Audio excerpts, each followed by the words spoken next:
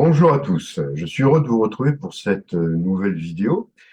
Alors déjà, je tenais à souhaiter la bienvenue aux milliers de nouveaux abonnés sur ma chaîne, car vous avez été très nombreux à vous abonner suite à la vidéo que j'ai faite avec Thierry, qui vous a apparemment passionné. Effectivement, c'est une incroyable histoire euh, que Thierry a vécue et qui méritait qu'elle soit révélée, qu'il puisse témoigner en toute simplicité. Et croyez-moi, c'est pas forcément évident de raconter une histoire pareille quand ça vous arrive, hein. Alors, je tenais à remercier tous les commentaires positifs qu'il y a eu. Alors, je ne parlerai pas des trolls et compagnie, vous savez, c'est supprimé et bloqué directement. Donc, ceux qui ça ne plaît pas, ne perdez pas votre temps parce que vous êtes supprimé et bloqué définitivement à chaque fois. Voilà, ça c'est une petite mise au point que je tenais à faire parce que malheureusement, il y a toujours des personnes qui pensent être plus intelligents que d'autres, voilà, et puis qui se permettent de faire des commentaires désobligeants. Donc ça saute, c'est le siège éjectable immédiat, sachez-le. Néanmoins, il y a eu énormément de super commentaires vraiment où vous avez compris le message qui est transmis à travers ça. Et il y aura une suite. Rassurez-vous, il y aura une suite. Thierry a encore beaucoup de choses à nous raconter, donc je pense qu'on le retrouvera à un moment donné pour la suite de ce témoignage, de ce vécu qui continue pour lui, hein, bien évidemment, ça ne s'arrête pas là, ça continue et ça, ça a toute notre attention. Alors aujourd'hui, je vais faire une courte vidéo parce que il y en a eu beaucoup, on a beaucoup parlé ces derniers temps de plein de choses. Et là, je voulais revenir quand même sur un fait qui nous interroge euh, bien souvent, où on nous a posé la question, on nous pose la question par rapport à un conflit nucléaire. Est-ce qu'il y aurait intervention des galactiques pour empêcher, on va dire, que la Terre soit dévastée?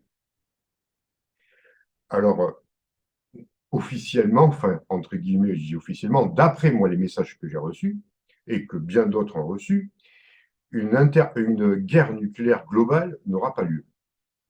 Les galactiques feront tout pour neutraliser les armes nucléaires. Alors, on sait déjà qu'il y a eu beaucoup de témoignages de bases de lancement de missiles nucléaires qui ont déjà eu des visites de vaisseaux qui ont neutralisé tout leur système d'attaque, hein, de propulsion, tout leur système de défense. Donc on sait déjà, ils leur ont montré qu'ils avaient un contrôle total sur les armes nucléaires. Après, vous allez me dire, et effectivement c'est très judicieux comme question parce que j'ai déjà reçu, mais pourquoi dans ces cas-là, ils ont permis Hiroshima et Nagasaki? Alors pour ceux qui ne connaissent pas, peut-être ça arrive encore, Hiroshima et Nagasaki, ce sont les bombes nucléaires qui ont été lancées par les Américains pour mettre un terme à la Seconde Guerre mondiale entre le Japon et le reste du monde, quoi, puis les États-Unis. Donc, ce sont des bombes qui sont tombées sur la ville d'Hiroshima et dans le deuxième cas sur Nagasaki, qui ont fait des milliers de morts. Alors, effectivement, on peut se poser cette question. Pourquoi ils ne sont pas intervenus à ce moment-là? Enfin, ça serait en contradiction avec le fait, apparemment, qu'il puisse y avoir une guerre nucléaire.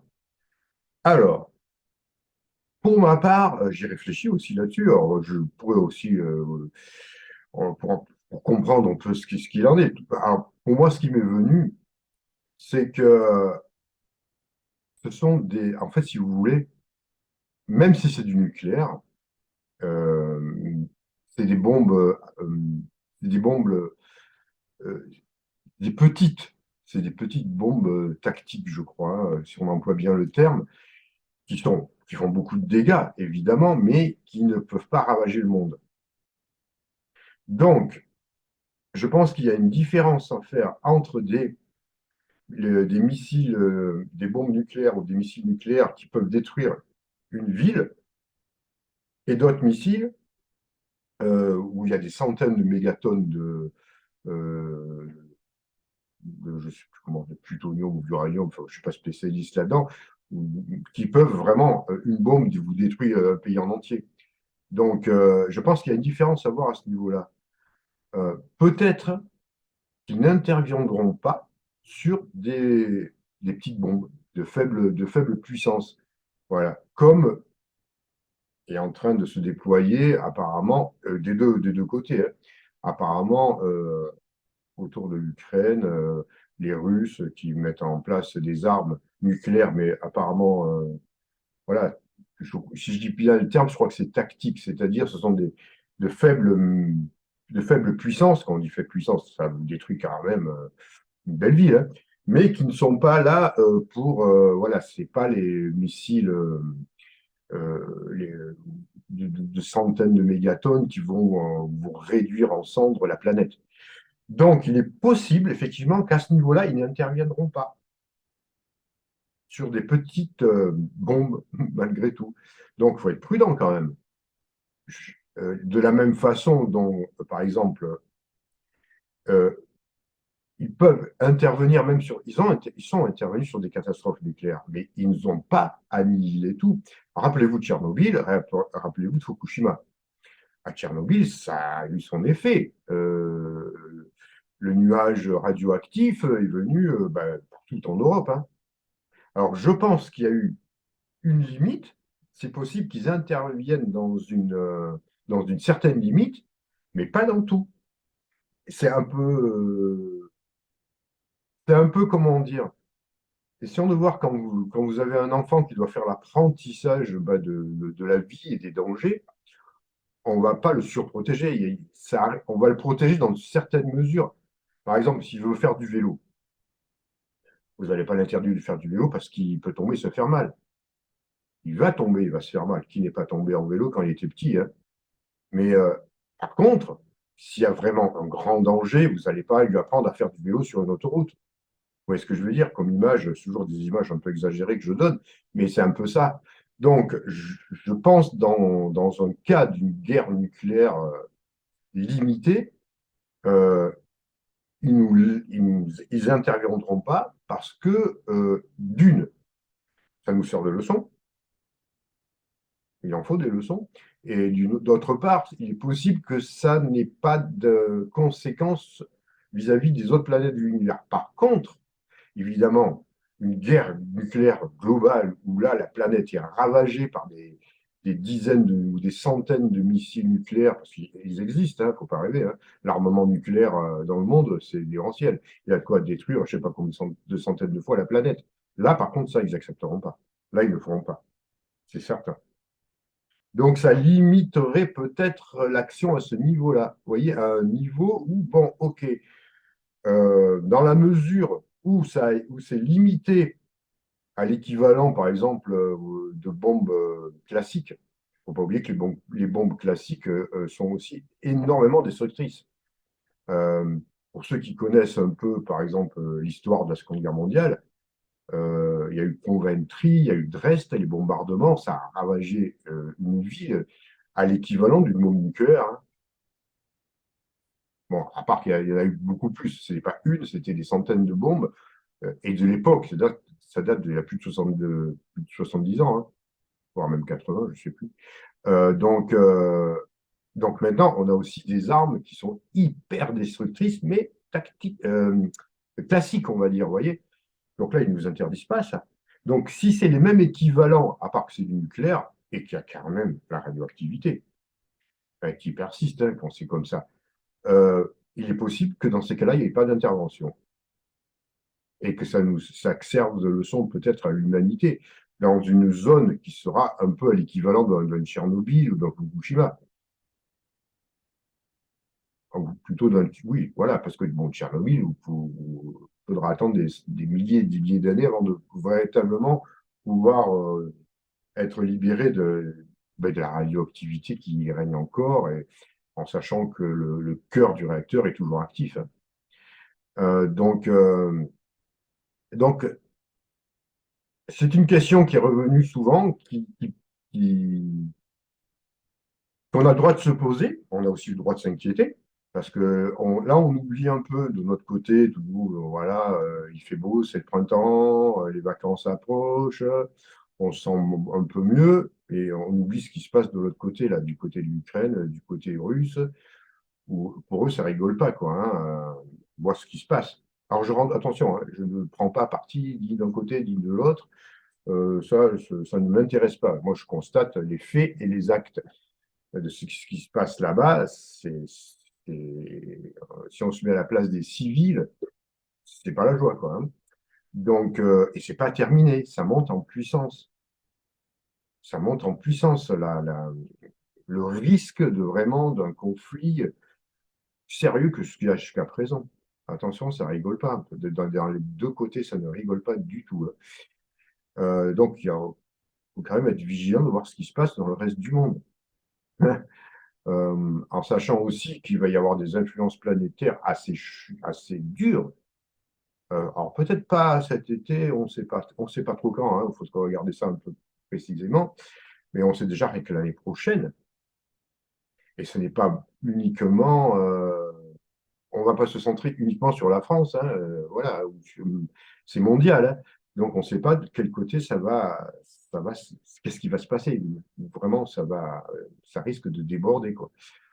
En sachant que même une bombe nucléaire qui détruirait, par exemple, une surface de, je sais pas moi, 50 km², j'en sais rien, c'est petit comparé à ce qui pourrait détruire des centaines euh, de mètres carrés, quoi, des centaines de kilomètres carrés. Faut pas oublier que la radioactivité, elle ne va pas rester bloquée à l'endroit où c'est tombé, hein. Donc, on n'est pas à l'abri non plus de choses comme ça.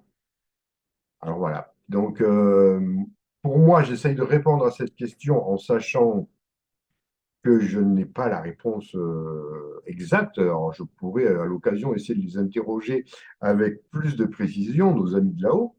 En tout cas, ce que je sais de formel, c'est qu'une guerre mondiale nucléaire n'aura jamais lieu. Ça, c'est certain.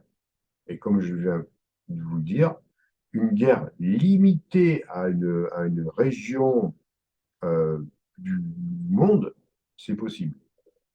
Une guerre nucléaire. Enfin, une guerre nucléaire, je m'entends. Un bombardement d'une bombe nucléaire limitée. Parce qu'elles existent, hein.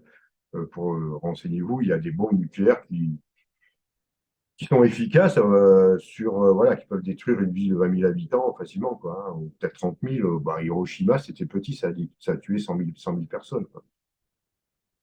Bon, en sachant aussi que bon, les villes japonaises de l'époque, c'était pas des constructions en dur, hein. C'était en bois, ouais, c'était pas des choses qui pouvaient résister à une bombe, même aussi petite que celle d'Hiroshima. Parce que ça paraît grand quand on voit la destruction, mais comparé à tout ce qu'on a actuellement, c'est une pichenette. C'est rien du tout.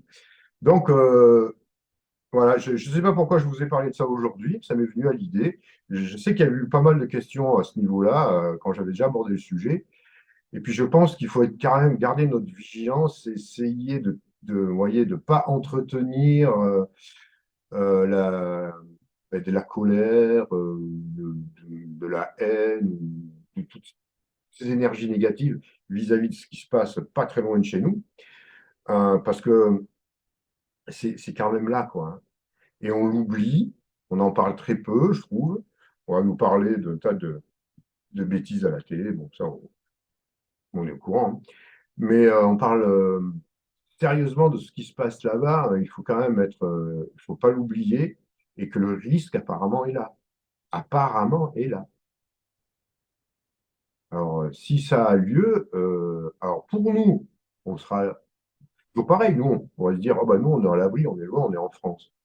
Mais pour les autres là-bas, je veux dire, c'est autre chose, hein. Imaginez que ça vienne sur vous, quoi.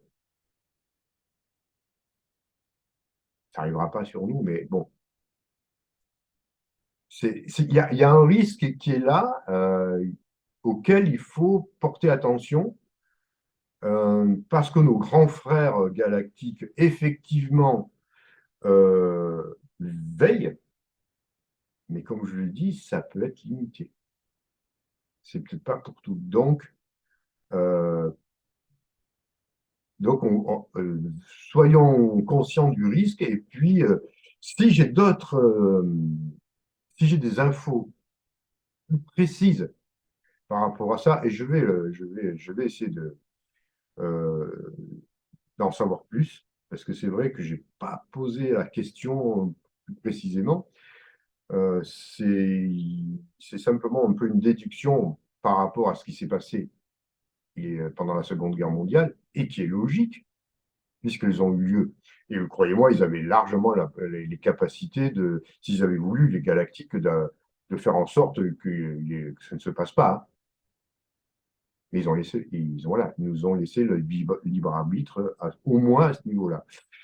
Donc, je vais quand même essayer d'en savoir un peu plus pour voir si ça confirme ce que je viens de vous dire, ou si, par exemple, il y a un autre message qui me diront que dans tous les cas, ils interviendront, même dans le cas le plus minime, qui serait bien, ce qui serait bien aussi, hein.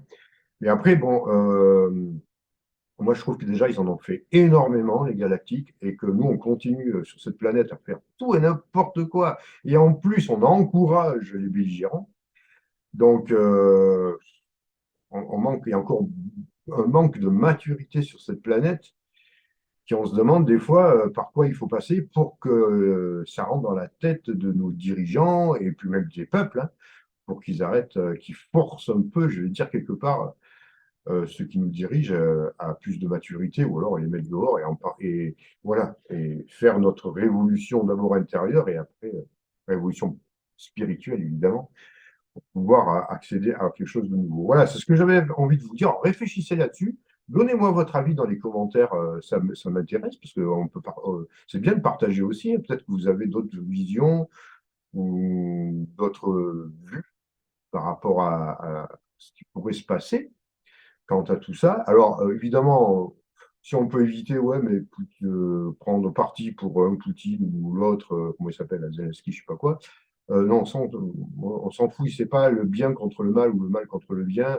Nous, on essaie de voir les choses avec de hauteur par rapport à ça. Et là, ça sera vraiment intéressant de voir un peu, d'avoir votre avis quant à la possibilité d'une intervention ou pas, limitée ou pas, des galactiques par rapport à une attaque nucléaire. Voilà. Mettez-moi tout ça dans les commentaires. N'oubliez pas de liker si ça vous intéresse, de partager tout ça.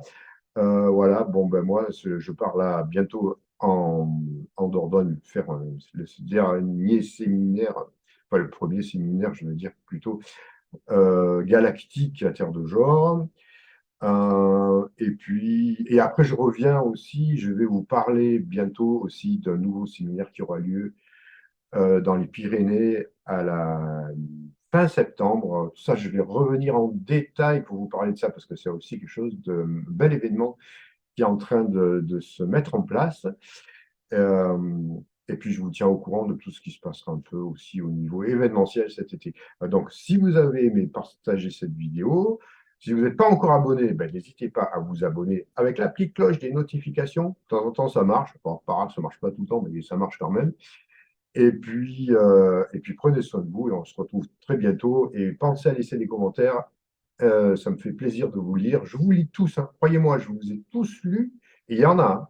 Il y en a énormément, hein. Alors, je réponds quand je peux répondre, mais sachez que je vous ai tous lus. Ça, c'est certain. Allez, prenez soin de vous et à très bientôt.